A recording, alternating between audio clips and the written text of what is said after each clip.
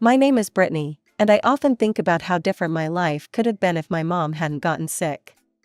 She passed away when I was 6, and that's when everything changed. Our house used to be full of her laughter, and the photos of our happy family covered every wall. Dad took it really hard. For months, he barely spoke, just went to work and came back home, where I tried my best to be quiet and not bother him. I didn't really understand death back then. I kept asking when Mom would come back from heaven. Dad would just hug me tight and say nothing. Then he met Sandra at some work event.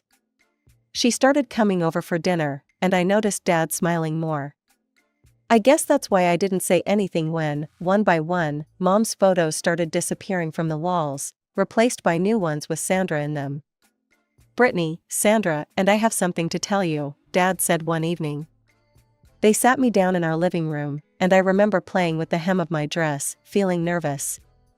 "Sandra and I are getting married. She's going to live with us and be your new mom. You'll see, everything will be wonderful." But it wasn't wonderful. As soon as they got back from their honeymoon, Sandra started changing things. She rearranged all the furniture, repainted the walls, and set up what she called house rules. "Brittany, your room is a mess again," she'd say every morning.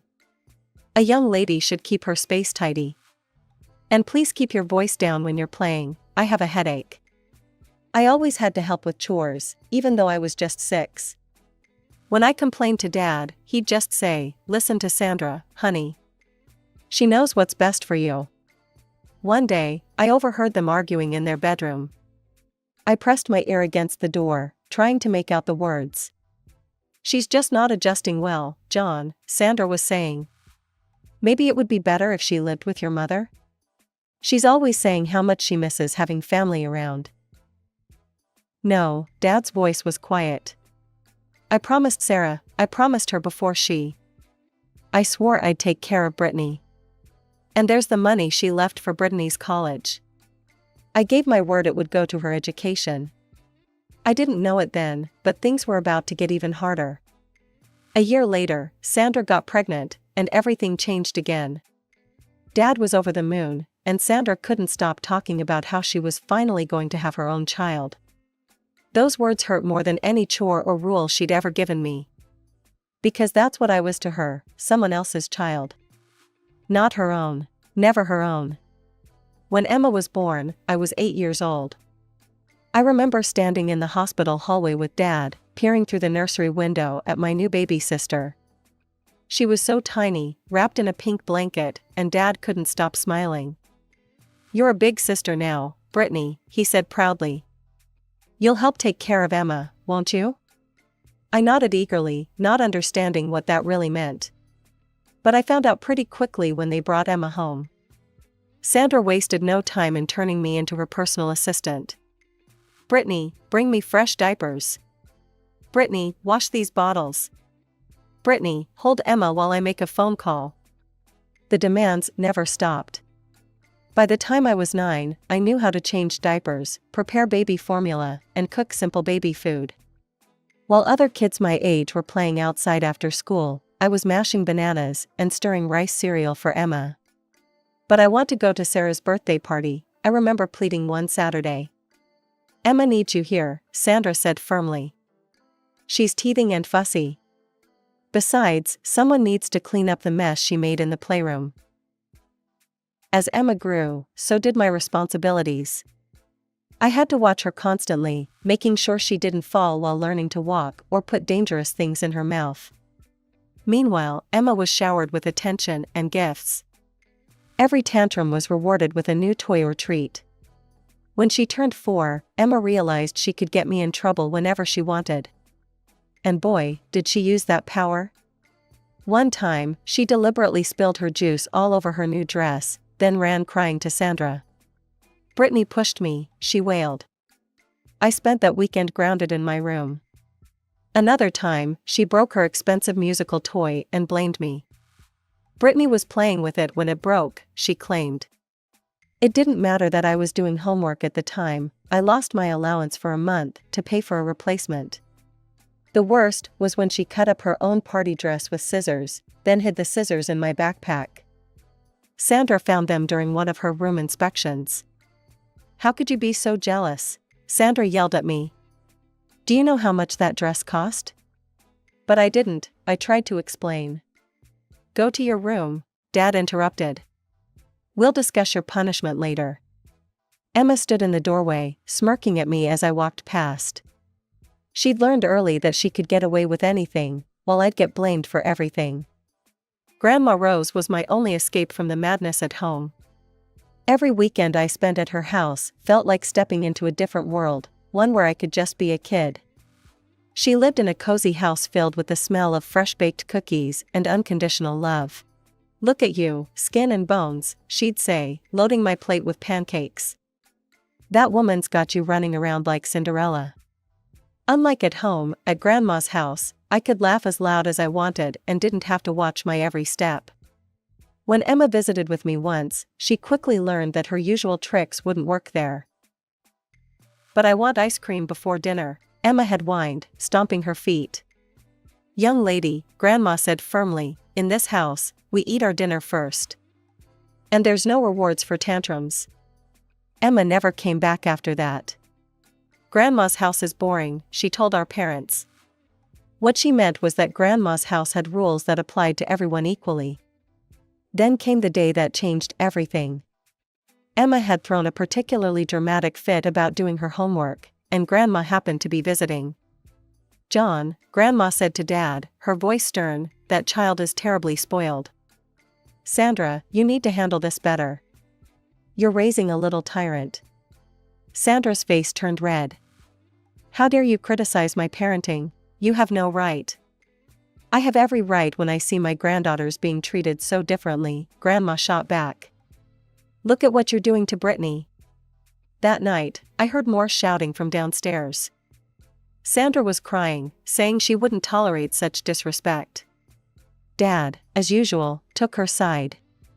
The next day, Sandra announced that we would no longer be visiting Grandma Rose. "But that's not fair," I protested. "Life isn't fair," Sandra snapped. "And if I catch you trying to contact her, you'll be grounded until college." College. That word became my lifeline during the next couple of years. I threw myself into studying, counting down the days until graduation. Mom had left money for my education. I'd overheard Dad talking about it enough times.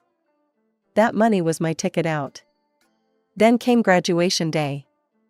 I was still in my cap and gown when Dad and Sandra sat me down for a serious talk. About college, Dad started, not meeting my eyes. "We've decided to save that money for Emma's education instead." The world stopped. "What?" "Your sister has such bright prospects," Sandra added smoothly. "And you, well, you're more suited for practical work." Something inside me snapped. For the first time in my life, I screamed. "That's my money. Mom left it for me." "You promised her, Dad. You're just a liar." "You ungrateful girl," Dad shouted, his face red. "After everything we've done for you. Get out. Tomorrow you can start your adult life somewhere else." I didn't wait for tomorrow. I ran upstairs, threw some clothes and essentials into my backpack, grabbed the hidden photo of Mom, and walked out. My friend Jenny had always said I could stay with her family if things got bad, and now things had gotten as bad as they could get. Life as a waitress wasn't what I'd dreamed of doing after high school, but it paid the bills, barely. I started at the Silver Spoon, a busy downtown restaurant, working double shifts whenever I could. My feet ached every night, and I smelled like French fries and burger grease, but at least I was free. Jenny's parents were amazing, letting me stay with them for those first few months. But I knew I couldn't impose forever. That's when I met Maria, another waitress at the restaurant, who was looking for a roommate. "The apartment's tiny," she warned me, "and the neighbors are loud, but it's cheap." She wasn't kidding about tiny. Our shared apartment could barely fit 2 beds and a couch. But it was ours, and neither of us had to answer to anyone else. We worked the same shifts, shared grocery bills, and somehow made it work. "Any plans for school?" Maria would ask sometimes, as we counted our tips after closing. I'd just shake my head. With rent, utilities, and food, I could barely save anything. College felt like a distant dream that had died the night I left home. Then, on a random Tuesday afternoon, my phone rang. I almost dropped the coffee pot I was holding when I saw the number. "Brittany, sweetheart, I've been trying to track you down. How's college going?" My throat tightened. "I'm not in college, Grandma." "What do you mean?" Your father had Sarah's money set aside. I found myself telling her everything: the fight, getting kicked out, working as a waitress. By the end, I was crying in the restaurant's break room, and Grandma was silent for so long I thought we'd lost connection. "Those miserable, selfish," she finally said, her voice shaking with anger. "Listen to me, Brittany. I'm paying for your college. No arguments." "Grandma, no, I can't let you. You're not letting me do anything." "I'm doing it. Your mother was like a daughter to me, and I won't let them steal your future." "Have you looked at any schools? I could try the local university. They have evening classes." "Perfect. We'll get you enrolled for next semester." "But Brittany?" She paused. "Let's keep this between us. I don't want to deal with your father or that woman." I laughed through my tears. "Trust me, Grandma, neither do I." So that's how I became a full-time waitress and a part-time student. My days started at 5 a.m. with studying, then classes, then straight to work until closing. I'd come home exhausted, feet blistered, smelling like restaurant food, only to crack open my books again. Maria thought I was crazy. "Girl, when do you sleep?" "Sleep is for the weak," I'd joke, downing my third cup of coffee. But for the first time since I'd left home, I felt like I was moving forward. Every test I passed, every paper I turned in, felt like a small victory. Not just for me, but for Mom too. I might not have gotten to use her money, but I was still going to get the education she'd wanted for me. And the best part? Nobody from my family knew. They probably imagined me still serving tables, going nowhere in life. Let them think that. I was done trying to prove myself to people who'd never cared anyway. I was studying for my business management final when Emma's message popped up on Facebook. There she was, grinning beside a brand new red Mercedes, wearing designer clothes that probably cost more than my monthly rent. "Look what Mom and Dad got me for my birthday." Not that you'd know anything about nice cars, huh? Still serving burgers? Must be fun watching everyone else live their best life while you're stuck being a waitress forever. The next photo was of her college acceptance letter. "Got into State U. Mom and Dad are paying for everything: tuition, housing, meal plan. They even promised me a spring break trip to Europe.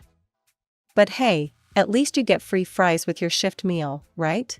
I stared at my textbook, then back at her message. I could have told her about my 3.9 GPA, about how I was about to graduate with honors. Instead, I clicked block user and went back to studying. 3 weeks later, I graduated with my business degree. Only Grandma was there to watch me walk across the stage, but that was all I needed. We went out for dinner afterward, at a different restaurant, of course. Back at work, things started changing. Mr. Peterson, the owner, called me into his office one morning. "Brittany, we've noticed how hard you work. How would you feel about becoming shift manager? You know this place inside and out, the staff respects you, and you've got the education for it now." That was just the beginning. 6 months later, I was promoted to floor administrator. My salary doubled, and suddenly I could afford to move out of the tiny apartment I shared with Maria.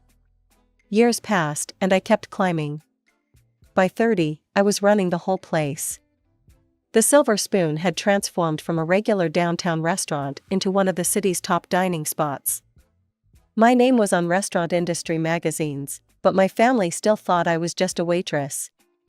My new apartment was in one of those fancy high-rises downtown, with floor-to-ceiling windows and a view of the city.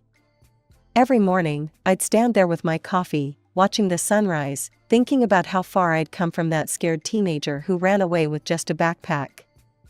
It was a quiet Monday morning when I got the Facebook message from Mrs. Roberts, our old neighbor. We'd kept in touch over the years. She was one of the few people from my old life who'd been kind to me. She'd often slip me cookies when Sandra was being particularly harsh, and once even helped me hide my mom's photo album when Sandra wanted to throw it away. "Brittany, honey, I thought you should know. Emma's graduating next week, and she's planning something nasty. She's made reservations at the Silver Spoon. She knows you work there. She's been bragging to everyone about how she's going to have you wait on her table. Says it'll be hilarious to have her college dropout sister serve her graduation party. She's invited all her snobby friends and even some of our old neighbors. She's been telling everyone how she's going to show them what a failure you turned out to be. I thought you should know." I sat back in my leather office chair, looking out over the restaurant floor through the one-way glass.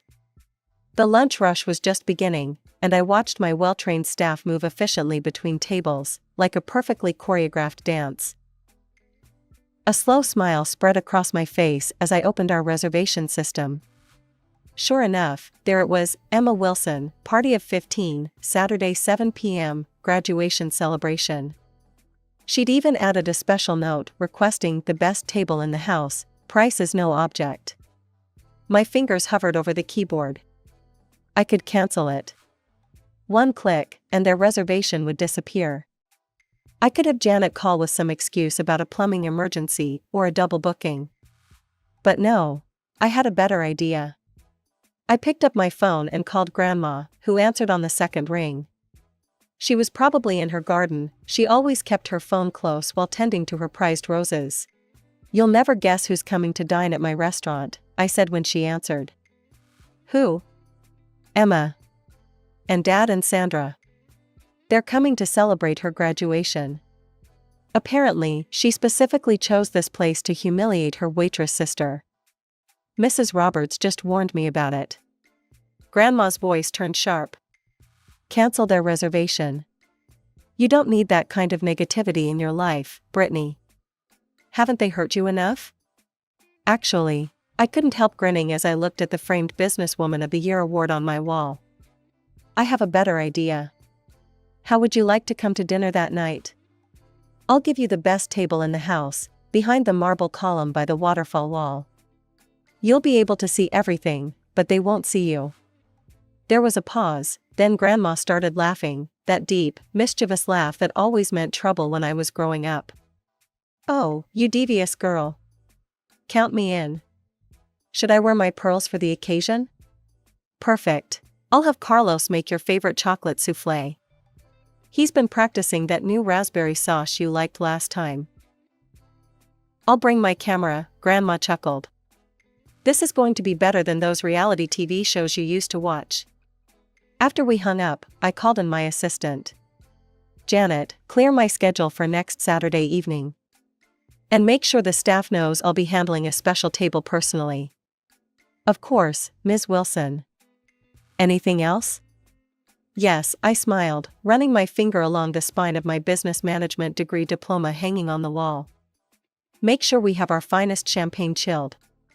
And have Miguel prepare his special caviar appetizers. I have a feeling it's going to be quite a memorable night." As I looked out over my restaurant again, I couldn't help but think how perfect this was. Emma had always loved her little power plays, her attempts to humiliate me. Well, this time, she was walking right into my territory. And I was ready. Saturday evening arrived, and the restaurant was buzzing with its usual weekend energy. I watched from my office as my sister's party arrived, Emma in a designer dress that probably cost more than most people's monthly salary, Sandra in her typical overdone makeup, and Dad looking older than I remembered. They were surrounded by Emma's friends, all dressed to impress. I could see Grandma at her hidden table, pretending to read the menu while watching everything. She gave me a subtle wink when I passed by. "Excuse me," Emma's loud voice carried across the restaurant. "I specifically requested my sister, Brittany, as our server." "Where is she?" I smoothed down my tailored suit jacket and approached their table. Emma's face lit up with malicious delight when she saw me. "Oh my God, everyone, this is my sister I was telling you about. She gestured at me like I was some exhibit at a zoo. Still a waitress after all these years. I mean, I just graduated from State U, and she's still carrying plates. The table erupted in laughter, led by Emma. Dad chuckled too, though he couldn't quite meet my eyes. Sandra just sat there with that superior smirk I remembered so well. "Look at her clothes," Emma stage whispered to her friends. "I guess that's what you can afford on a waitress's salary." I stood there in my Armani suit, letting them laugh. The irony wasn't lost on me. "What can I get for you this evening?" I asked professionally. Emma made a show of studying the menu. "Well, since you asked, I'll have the lobster thermidor." "Oh wait." She looked up with fake concern. "Can you even afford to eat at a place like this? Do you know what lobster is?" More forced laughter from her friends, though some were starting to look uncomfortable. And after dinner, Emma continued, her voice dripping with contempt, "I want you to personally wash our dishes. I'll even give you a nice tip, maybe you can buy yourself some decent clothes for once." I could see Grandma gripping her table's edge so hard her knuckles were white. Some of the guests were whispering among themselves, clearly embarrassed by Emma's behavior. Sandra finally spoke up, her voice cold. "Really, Brittany, you should be grateful Emma chose your establishment for her celebration. Though I must say, I'm surprised they hired someone like you at such a nice place." "Actually," I said, my smile never wavering, "I won't be able to take your order or wash your dishes tonight." Emma's face darkened. "What do you mean, you won't?" "I want to speak to your manager right now." "I'll have you fired." "That won't be necessary," I said calmly. "The manager is already here." "Well, where are they?" Emma demanded, looking around. "You're looking at her." The silence that fell over the table was absolute. Emma's mouth opened and closed like a fish out of water. Dad's face had gone completely white, and Sandra looked like she'd swallowed something sour. That's impossible," Emma finally sputtered. "You're lying. You're just a waitress." "Actually," came a familiar voice, "she's not just the manager. She owns 30% of this restaurant now." Grandma rose from her hidden table and walked over, her heels clicking on the marble floor. The look she gave Dad could have frozen hell over. "While you were busy spoiling one daughter and crushing the other, I put Brittany through college. She worked here as a waitress during the day and studied business management at night. Every single success she has, she earned herself." Emma jumped up, her face red. "That's not fair. You're lying." "She's nothing but a successful businesswoman who owns part of one of the city's most prestigious restaurants," Grandma cut in. "Who bought her own luxury apartment while you're still living off Daddy's money." "Is that what you were going to say?" Dad finally found his voice. "Mom, Don't you dare, Mom me, John Wilson," Grandma snapped. "You let that woman turn you against your own daughter. You gave away Brittany's college money her mother left specifically for her. Well, guess what? I'm making things right. I've already changed my will. Everything I own goes to Brittany. Every penny." Sandra shot up from her chair. "You can't do that. Emma is your granddaughter too." "Emma has had everything handed to her on a silver platter her entire life," Grandma replied coldly. "She doesn't need my money, though from what I've seen tonight, she could use some basic human decency." Emma completely lost it. She grabbed her wine glass and hurled it across the table, shattering plates and sending food flying. "This isn't fair. You're all just jealous of me." "Security," I called calmly. 2 men in black suits appeared instantly. "Please escort these people out." "You can't throw us out," Sandra screamed. "Do you know who we are?" "Yes, I do," I replied. "You're trespassers causing a disturbance in my restaurant. Leave now, or I'll call the police and press charges for the damage to my property." Emma tried to grab another plate, but one of the security guards caught her arm. Dad just stood there, looking lost, as they were all led to the door. "Brittany," he called back weakly. "Please, can we talk?" I turned my back and walked away. Over the next few months, he tried everything: calls, emails, even showing up at the restaurant once. I had security turn him away. That was 5 years ago. The Silver Spoon is now the top-rated restaurant in the city, and I've opened 2 more locations. Grandma kept her word about the will, though thankfully she's still going strong at 75, tending her garden and coming to the restaurant every Sunday for her chocolate soufflé. Last week, I got another message from Emma. Something about how she's changed and wants to make amends. I did what I always do with messages from that part of my life, hit delete and went back to work. Some chapters are better left closed.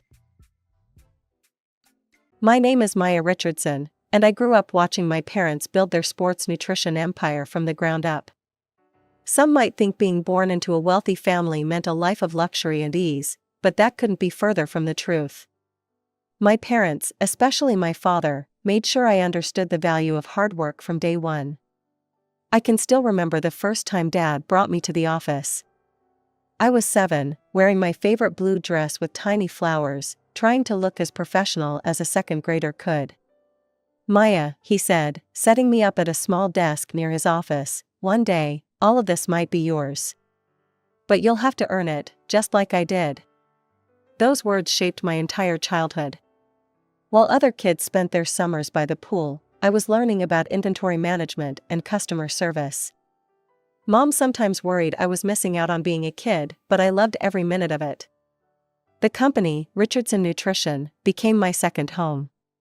College flew by in a blur of business classes and internships at Dad's company.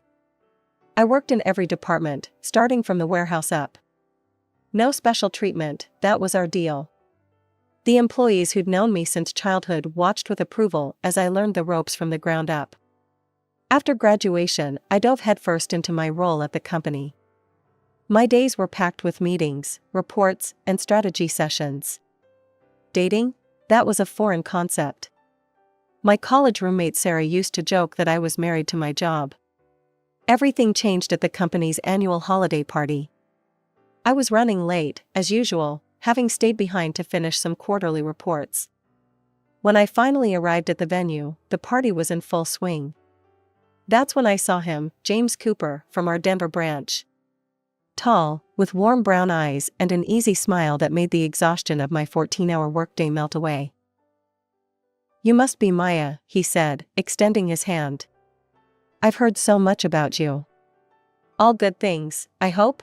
I laughed, accepting his handshake. "The best. Though they didn't mention you were beautiful." That night, we talked for hours. About work, about family, about our dreams. He seemed to understand me in a way no one else had. When he asked for my number at the end of the night, my heart did a little flip. After James returned to Denver, we started messaging each other constantly. Every morning started with his "good morning, beautiful" text, and every night ended with long conversations about our days. It felt like I'd known him forever. One night, after a particularly long video call, I took a leap. "Why don't you transfer to the main office? We could be together, and it would be great for your career." There was a pause on his end. "Maya, I can't. My family's here in Denver. My parents, my sister, my nephew, we're really close. I couldn't leave them." My heart sank a little, but then he added, "But why don't you come here? The Denver branch could use someone with your expertise." I sat with that thought for a day, before approaching Dad in his office. "Daddy, I need your advice. What would you think about me transferring to the Denver branch?" I watched his face carefully as I explained about James. To my surprise, Dad just smiled. "I've been wondering when you'd ask. James has a good reputation in the company, and the Denver branch could use strong leadership. If this is what you want, I'll make it happen." 2 weeks later, I was standing in James's apartment in Denver, surrounded by moving boxes. "Welcome home," he said, wrapping his arms around me. I felt like I was exactly where I should be. The first meeting with his family came sooner than I expected. They all lived together in a modest 2-story house, his parents, Tom and Linda, his sister Rachel, and her teenage son Kyle. I was nervous as we pulled up to their house. "Your family must have a mansion," Linda said the moment I walked in. "This must seem so simple to you." I felt my cheeks flush. "Oh no, not at all. We've always lived pretty normally. No mansions or private jets, just a regular house." "But surely with your family's wealth," Tom started. "I've worked for everything since I was a kid," I explained. "Dad believed in earning your way. I'm more comfortable with simple things, honestly." I caught the disappointed looks they exchanged, but tried to ignore them. Rachel, James's sister, just looked me up and down, eyeing my simple sweater and jeans. "If I had your money, I wouldn't be caught dead in anything but designer labels," she said with a smirk. I just shrugged, not knowing how to respond. James squeezed my hand under the table, but said nothing to defend me. 2 months later, James proposed during a walk in the park. It wasn't elaborate, just us, a simple ring, and a heartfelt question. I said yes immediately. When it came to wedding planning, we had our first real disagreement. James wanted something extravagant, a huge venue, hundreds of guests, all the trimmings. "Babe, we don't need all that," I argued. "Let's do something small and meaningful." He eventually gave in, though not happily. We had a modest ceremony with just immediate family present. But I couldn't help overhearing Linda during the reception, whispering to her sister, "I expected something much grander from someone with her background. All this, it's so plain." I pretended not to hear, but their words stung more than I wanted to admit. The ink had barely dried on our marriage certificate when the questions about housing started. We were having Sunday dinner at Tom and Linda's when they brought it up.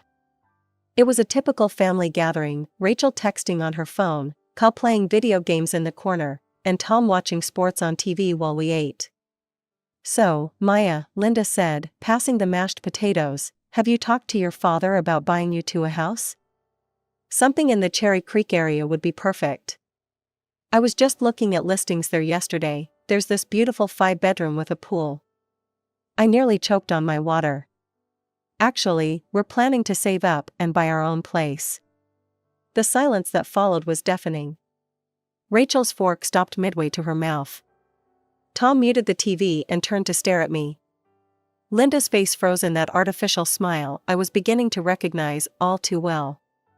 They exchanged loaded glances that made me feel like I'd said something terribly wrong. "But surely your father wouldn't mind." Tom started, wiping his mouth with his napkin. "I mean, it's just natural for parents to help their children get started. Especially when they're so capable." I cut him off firmly but politely, sitting up straighter in my chair. "James and I want to do this on our own. We're both working, and we can save up. I believe in earning what you have." James reached for my hand under the table, his palm slightly sweaty. "I support Maya on this," he said, though his voice lacked conviction. "Besides, my apartment is perfectly fine for now. I've been renting it for years, and it's in a great location." Linda's eyes lit up suddenly, like she'd just had a brilliant idea.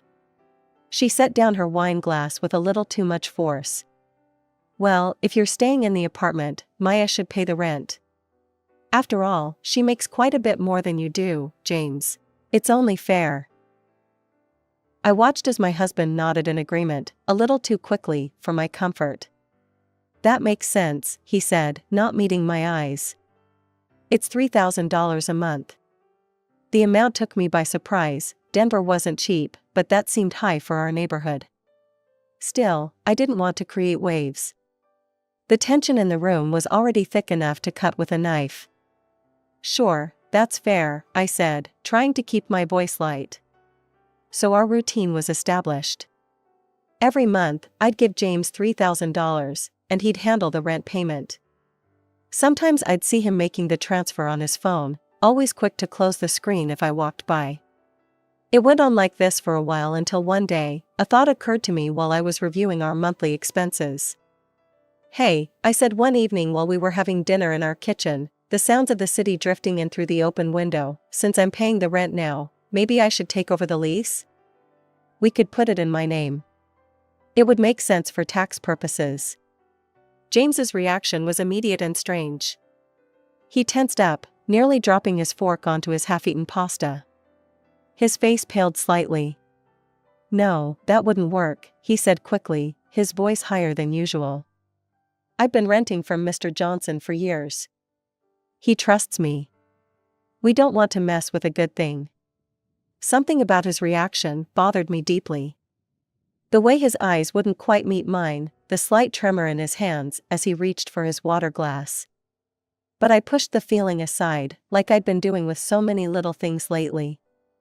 Life in Denver had fallen into a routine.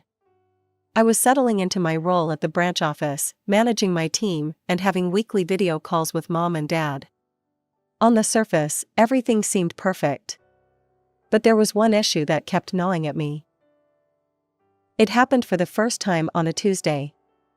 I came home from work early with a headache, only to find Linda and Rachel sitting on my couch, watching my TV, eating the expensive salmon I'd bought for James's birthday dinner. "Oh, Maya," Linda said, not even getting up. "We were just having a little snack." I stood there, keys still in hand, staring at them. They had their shoes up on my coffee table, magazines scattered everywhere, and my kitchen looked like a tornado had hit it. This became a regular occurrence. I'd come home to find them there, or worse, come home to evidence they'd been there, empty food containers, things moved around, my closet clearly rifled through. They had keys. Of course they had keys.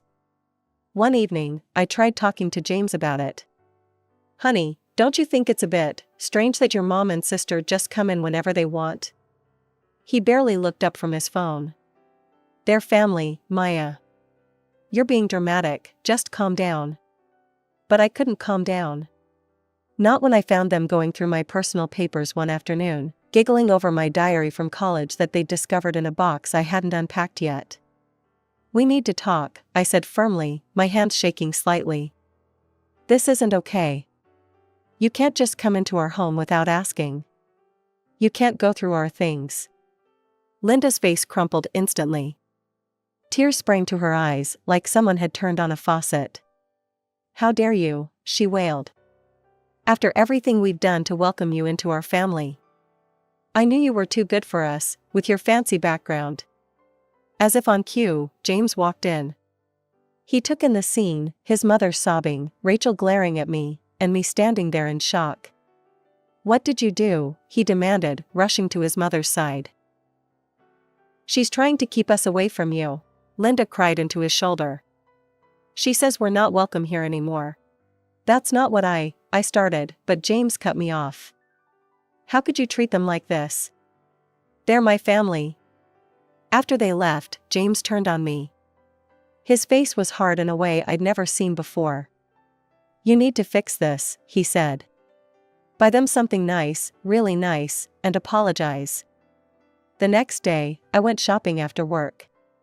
I bought Linda a designer handbag she'd been hinting about, and Rachel a pair of expensive boots. My hands felt dirty as I wrapped them. When I delivered the gifts to their house, they accepted them with smug smiles. "We knew you'd come around," Linda said, not even looking at me as she examined the handbag. "These will do," Rachel added, trying on the boots. That night, James finally spoke to me again. "See, was that so hard?" he asked, kissing my cheek. But something had changed. Something I couldn't quite put my finger on yet. After the boundary incident, things got worse in ways I hadn't imagined possible. Linda and Rachel turned gift demanding into an art form. Every minor holiday became an occasion for expectations. "Maya, you know it's National Sisters' Day next week," Rachel would text. "I saw this beautiful Gucci bag. It's the anniversary of when I first held James as a baby," Linda would announce. "I think a spa weekend would be appropriate to mark the occasion." The requests were endless: Mother's Day, birthday, Christmas, Easter, Valentine's Day, Labor Day, Memorial Day, even Groundhog Day became an excuse. When I hesitated about buying Linda a $500 scarf for Arbor Day, she burst into tears during family dinner. "I guess some people just don't understand family loyalty," she sniffled, while Rachel patted her back. even after we've welcomed her so warmly. Maya, James said later that night, why do you have to be so difficult? They're your family now too. But James, don't you think this is getting out of hand? Last week, your mom wanted a designer watch because it was National Ice Cream Day. He just shrugged. If you can afford it, why not help family? As if the situation wasn't stressful enough, Kyle, Rachel's 15-year-old son, started showing up at our apartment more frequently. At first, I tried to be understanding. All teenagers go through difficult phases, right? But Kyle took teenage attitude to new heights. One evening, I spent hours making my grandmother's special lasagna recipe. Kyle took one bite and pushed the plate away. This is garbage, he declared. Mom says you probably can't cook because you grew up with servants doing everything for you. I gripped my fork tighter. Kyle, that's not appropriate. Whatever, he cut me off. I need $60 for the movies with my friends. When I refused, he kicked the kitchen chair. You're loaded. Stop being such a miser. Mom says you're just playing poor to feel superior. That night, I tried talking to James about Kyle's behavior. We were getting ready for bed, and I was hoping he'd finally see reason. Honey, Kyle was really disrespectful today. Could you maybe talk to him? James didn't even look up from his phone. You need to handle it yourself. Think of it as practice, we'll have our own kids someday. You need to learn how to deal with these situations. The next day, Kyle showed up again, loudly demanding money for a new video game. When I said no, he sprawled across our couch, turned the TV volume up to maximum, and started making pointed comments about fake humble rich people. I looked at my husband, hoping for support, but he just walked out of the room, leaving me alone with his smirking nephew. In that moment, standing in my own living room while a teenager openly disrespected me, I felt more alone than I ever had before. 2 years.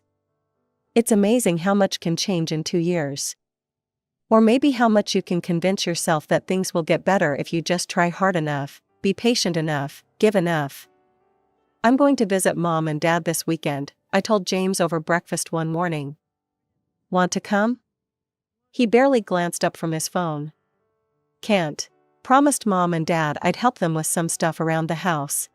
The drive to my parents' house was peaceful.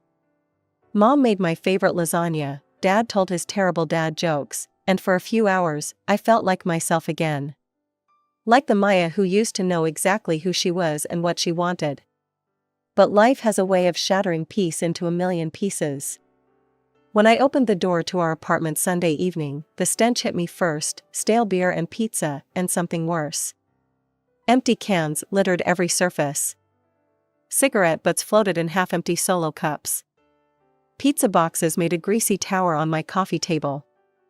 And there, sprawled across my living room like they owned it, were Kyle and 5 other teenagers, passed out among the wreckage of what had clearly been one hell of a party. Get up, I shouted, my voice shaking with rage. All of you, out. Now. The teenagers startled awake, scrambling to gather their things. All except Kyle, who stretched lazily and looked at me with that familiar smirk. Why should I leave? I live here now. I felt my blood pressure rising. Excuse me? Had a fight with Mom and Grandma, he said, reaching for a half-empty beer can.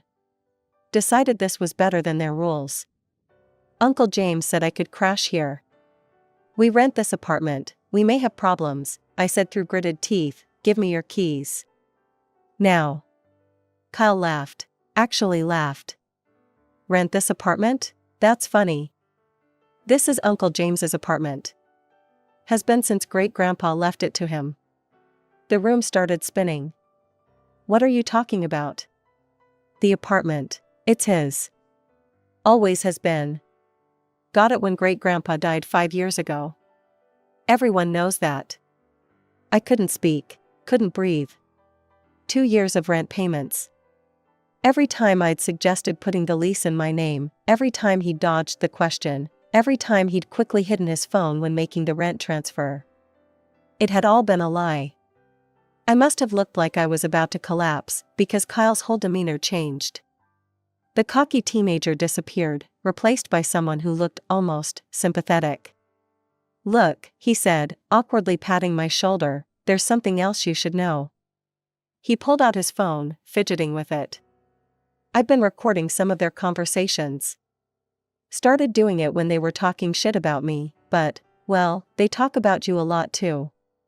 James's laugh came through the speaker first. That laugh I used to love. "It's perfect," he was saying. $3,000 a month, straight into my pocket. She doesn't even question it. My stomach churned as Kyle played recording after recording. Each one worse than the last. "Keep talking about family loyalty," Rachel was saying. "She'll cave every time. Got a new Prada bag out of her last week." "Just make sure you get her pregnant soon," Linda's voice again. "Once there's a baby, her daddy will have to buy you two a house. No way he'll let his grandchild live in an apartment." But the worst was yet to come. Kyle hesitated before playing the next one. "She's such an idiot," James's voice, slightly slurred. "Can't even satisfy me in bed. Thank God for Amanda. And Julie. And what's her name from accounting? Just be careful, honey," Linda again. "Don't let Maya catch you. At least not until we've squeezed every penny we can out of her." The phone slipped from my numb fingers. Kyle caught it. "Could you?" My voice cracked. "Could you send those to me?" He nodded, quickly tapping on his phone. I heard the notification sounds on mine as the files came through. Kyle stood up, gathering his things. At the door, he turned back. "I'm sorry," he said quietly. "They're all snakes, you know? Always have been, even Mom." He shrugged. "Guess that's why they hate me so much. I can't pretend like they do." The door closed behind him with a soft click, leaving me alone in the trash department. Alone with the truth about my marriage. About my husband. About the past 2 years of my life. I didn't bother cleaning up the mess in the apartment. Let it be a perfect metaphor for my marriage, a beautiful facade hiding absolute garbage underneath. Instead, I got in my car and drove straight to Linda and Tom's house, where I knew they'd all be having their Sunday family dinner. They were all there, exactly as I'd pictured them: James, Linda, Tom, and Rachel, gathered around the dining table like some Norman Rockwell painting of family unity. The scene made me sick. "Maya." Linda's fake smile appeared instantly. "We weren't expecting you. How was your parents' house?" I ignored her completely, fixing my eyes on James. "Show me the rental agreement for our apartment." The room went silent. James's fork paused halfway to his mouth. "What?" "The rental agreement. The lease. Show it to me." He recovered quickly, plastering on that charming smile I'd once loved. "Oh, honey, you know Mr. Johnson doesn't do formal contracts. We've known each other for years." "Mr. Johnson doesn't exist," I cut him off. "The apartment belongs to you. Always has." Linda jumped in quickly, her voice high and nervous. "Maya, dear, would you like some pot roast? I tried that recipe you mentioned." "Shut up, Linda." My voice was ice cold. They all stared at me in shock. I'd never spoken to any of them like that before. "James, what have you been doing with my $3,000 every month for the past 2 years?" He chuckled, but I could see sweat breaking out on his forehead. "Come on, Maya, it's not a big deal. So I own the apartment, what difference does it make? We're married. What difference?" I pulled out my phone. "Let's see what difference it makes." The color drained from their faces as James's voice filled the room. "It's perfect. $3,000 a month, straight into my pocket. She doesn't even question it." I played recording after recording. Their own voices condemned them. The plotting, the manipulation, the mockery. James's boasts about his mistresses. Linda and Rachel's schemes for extracting gifts. Their plans for getting me pregnant to secure more money from my father. When I finally stopped the playback, you could have heard a pin drop. James was ghost white. Rachel looked like she might throw up. Linda's carefully maintained makeup couldn't hide her terror. "I'm divorcing you," I said to James, my voice steady. "Expect the papers this week. If you try to contact me for anything other than the divorce proceedings, these recordings go public. I'm sure the business community would love to hear how you scammed your wife out of $72,000. I turned and walked out, their protests falling on deaf ears. I drove back to the apartment, his apartment, and packed my things methodically, efficiently. By sunset, my car was loaded, and I was on my way to my parents' house. Mom and Dad were still up when I arrived. One look at my face, and they knew something was terribly wrong. I told them everything, showing them the recordings. Dad's face grew darker with each revelation. "I'll handle this," he said when I finished, and he did. James was fired the next day, and Dad made sure his reputation in the business world was thoroughly destroyed. The divorce proceedings were quick. James tried to fight it at first, but the recordings changed everything. The judge was particularly interested in the financial fraud aspect. James walked away with nothing but his apartment and his ruined reputation. 3 months later, I was back at headquarters, throwing myself into work, slowly rebuilding my life. That's when I got a text from Kyle. We met for coffee. He looked different, more mature, less angry. "I got a job at the car wash," he told me. "Moved out of Mom's house after they found out I was the one who gave you the recordings. Best decision I ever made." "I could help you," I offered. "Get you a position at the company." He shook his head, smiling slightly. "Thanks, but I need to do this on my own. Clean slate, you know? Besides, I'm saving up for community college." I understood completely. Sometimes the only way forward is to leave everything behind and build something new, something true, from the ground up. That night, I stood in my new apartment, my actual rental, with a real lease in my name, and looked at myself in the mirror. The woman looking back at me wasn't the same person who fell for James's charm 2 years ago. She was stronger, wiser, and finally, genuinely free. I picked up my phone and deleted their numbers one by one. The last light of day caught the diamond on my ring finger, my grandmother's ring now, not the one James had given me, and scattered into 1,000 points of light. Outside my window, the city was coming alive with evening energy, full of possibilities and new beginnings. I was ready for mine.